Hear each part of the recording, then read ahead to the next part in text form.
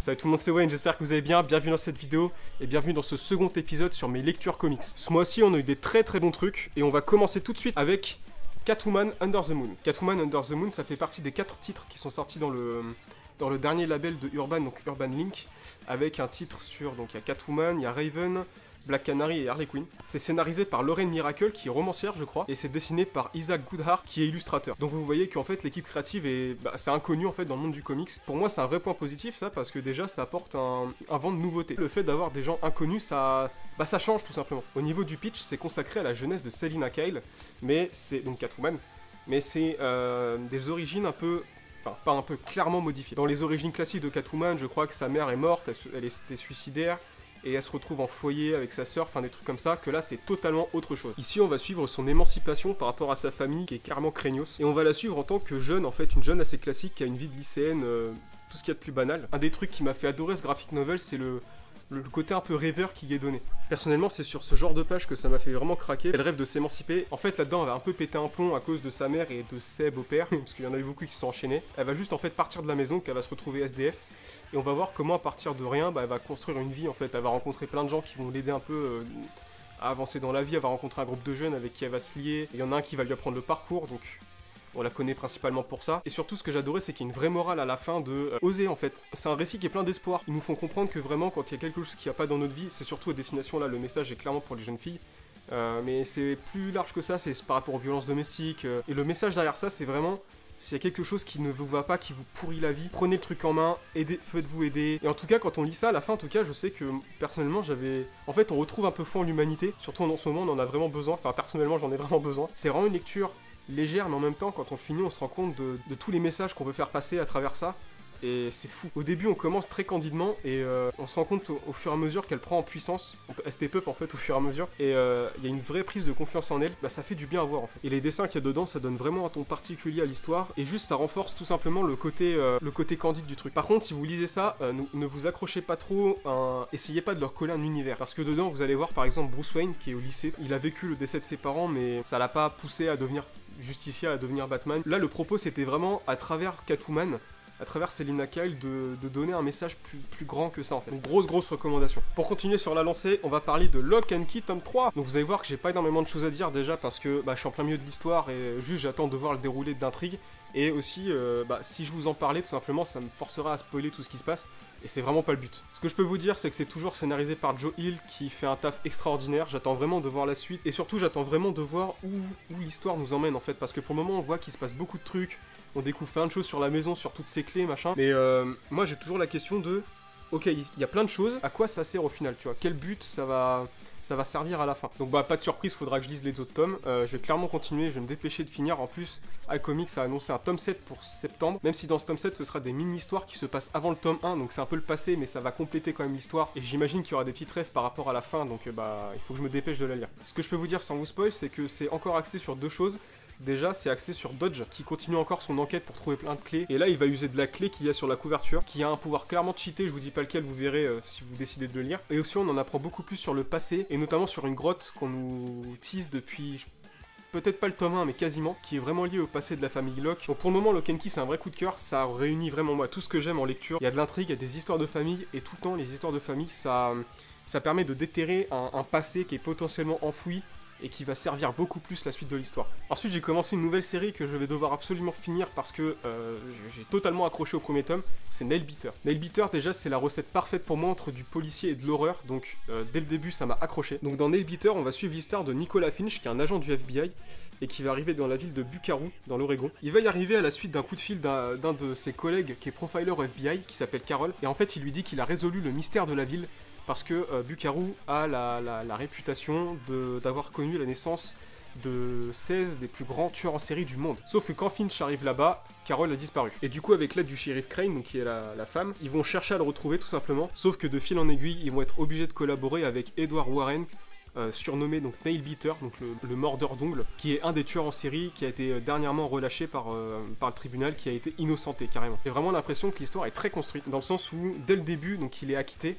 et on comprend qu'il n'a pas été acquitté naturellement, il y a forcément eu des pressions de quelque part, qui sont potentiellement liées à ce qui se passe, à la disparition de Carol, tout ça. Vous le voyez au niveau des dessins, c'est plutôt bon. Alors, c'est pas les meilleurs dessins du monde, on est d'accord, mais pour le ton du comics, franchement, je trouve que ça colle pas mal. Surtout pour les scènes un peu gore, je vous demande pas plus que ça, juste ça colle bien en fait.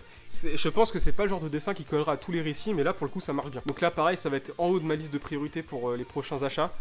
Sachant qu'aux États-Unis il y a une nouvelle série qui a été relancée. Je sais pas si c'est une suite directe ou quoi, ça s'appelle Nailbeater Returns. Voilà, c'est en cours. J'espère que Glénat va le publier parce que c'est dans la licence, donc voilà. Pour le dernier truc en VF, je m'étais dit, j'aimerais bien relire un vieux truc que j'ai lu il y a pas mal de temps, pour un peu replonger dedans et essayer de piocher un peu dans les vieux classiques. Et du coup j'en ai profité pour reprendre dans la nouvelle édition les 4 premiers tomes de Watchmen. Watchmen, ça fait clairement partie du Mont Rochemort des comics, je pense on peut dire ça comme ça. C'est extrêmement culte, ça a été adapté en film, ça a été adapté en série par HBO. Il y a pas longtemps on a eu une suite qui s'appelle Doomsday Clock qui sera bientôt publiée en France chez Urban. Pour ceux qui connaissent pas du tout, globalement l'histoire, alors c'est un peu compliqué de pitcher, mais en gros ça parle d'un ensemble de super-héros qui anciennement étaient groupés dans une équipe, qui sont aujourd'hui séparés. Et plus précisément on va suivre l'histoire de Rorschach qui va enquêter sur la mort d'un homme, et cet homme en fait c'était un ancien membre de l'équipe qui s'appelait le Comédien. Il va alerter tous les anciens membres de l'équipe qu'il connaît, qui sont encore vivants du moins, pour les alerter qu'il y a potentiellement un tueur de super-héros. Watchmen c'est un des piliers des comics, ça date de 85 mais ça a pas pris une ride. Vous le voyez au niveau des dessins, le trait de Dave Gibbons il a beau être vieux, le style est indémodable. Ce qui fait que Watchmen est génial, c'est que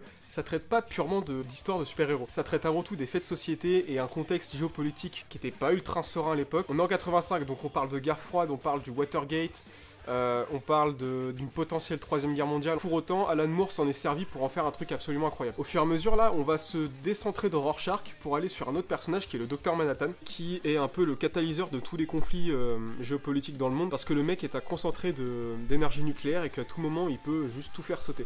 Et plus on va avancer dans l'histoire, plus on va se focaliser sur le rejet de Docteur Manhattan par la société, qui va, au fil du temps, se réfugier sur Mars pour construire l'horloge de l'apocalypse. Bien sûr, je m'arrête là, je vous en dis pas plus sur ça. Ce qui fait que Watchmen est génial au-delà de l'histoire, c'est la narration que Alan Moore a donnée à ça. Il arrive à te transmettre des pensées, des émotions. On le voit pas mal avec Rorschach et toutes les idées qui se dégagent de lui, on le voit par rapport à ses pensées, et ça donne des dialogues à sens unique, mais qui te font quand même passer une émotion, et t'as pas besoin d'avoir un rapport de force entre les personnages pour comprendre une idée. Concernant le format, je suis totalement fan de cette réédition. Donc faut savoir que Watchmen c'était sorti à l'époque donc en intégrale avec les 12 numéros de la série dedans. Et récemment Urban les a réédités comme ça en tout petit album, donc ça fait 30 pages, il y en aura 12. Et en fait ils rééditent chaque épisode comme ils étaient sortis à l'époque en 85 dans des petits singles avec les mêmes couvertures. Sauf que c'est en dur. Et pour quelqu'un comme moi qui est un amoureux des couvertures et qui en expose beaucoup, j'en mets tout le temps derrière, et ben c'est clairement un bon plan pour moi. J'ai pas envie de vous en dire plus, j'aimerais vraiment que vous le découvriez par vous-même, donc les mecs, allez voir ça. Pour les dernières lectures, on va parler de VO. Et notamment, je pense, c'est le truc pour lequel j'ai pris le plus de plaisir à lire parce qu'à chaque fois, ça me fout le démon. C'est les issues 5 et 6 de la série régulière Ghost Rider. Je vous en avais parlé dans la vidéo achat après l'event Damnation, donc Doctor Strange Damnation en français. Ils ont relancé une série régulière pour Ghost Rider qui est maintenant le roi de l'enfer. Et en fait, le pitch dès le début, c'est les démons cherchent à s'enfuir parce qu'ils rejettent son règne. Et juste, ils vont aller foutre la merde sur Terre et lui, il sort de l'enfer pour aller les ramener. Et en fait, plus on avançait dans les numéros, plus on comprenait que, donc c'était Johnny Blaze, hein, ce Ghost Rider là, c'est pas Danny Ketch, que le pouvoir de l'enfer, ça lui altérait un peu son jugement et sa personnalité. Notamment dans le numéro 2, il y a des humains qui sont possédés par les démons, et plutôt que d'essayer de les libérer, ben juste il les tue directement. Donc les 4 premiers numéros, c'est le premier arc qui s'appelle The King of Hell, qui montre comment il part de l'enfer pour aller ramener tous les démons. Il va rencontrer son frère, Danny Ketch, qui est aussi Ghost Rider. Et c'est là où il va un peu péter un plomb, il va lui prendre ses pouvoirs pour augmenter sa force, et voilà, ça va partir un peu en sucette. Et à la fin du numéro 4, on se quitte sur ce cliffhanger où Danny Ketch va être possédé par un nouvel esprit qui s'appelle l'esprit de la corruption, qui vient d'un autre enfer parallèle qui s'appelle le Limbo. Dans les issues 5 et 6, on va commencer un nouvel arc qui s'appelle Earth of Darkness 2. Pourquoi 2 ? Parce que c'est une référence en fait à un premier qui s'appelait pareil, je crois que c'était en 91. Et en fait, c'est un arc qui regroupait donc Ghost Rider, le Punisher et Wolverine. Et du coup, comme vous voyez sur la cover, il y aura ces 2 personnages aussi dedans. Et là, comme vous le voyez, Doctor Strange sera beaucoup présent parce que il est un peu la raison de tout ça. En fait, dans l'Event Damnation, il a plus ou moins abandonné Johnny en enfer pour qu'il prenne malgré lui le trône. Et du coup, Johnny est plutôt en colère par rapport à ça et il se bastonne dans ce numéro-là. Au niveau des dessins, alors c'est pas du tout pareil qu'un ancien arc comme par exemple The Road of Damnation. Et vous voyez que c'est quand même extrêmement bon. Et en fait, ça fait du bien de voir une série régulière Ghost Rider qui rend vraiment hommage au personnage. Depuis le All New, All Different Ghost Rider, on n'avait pas eu de série régulière.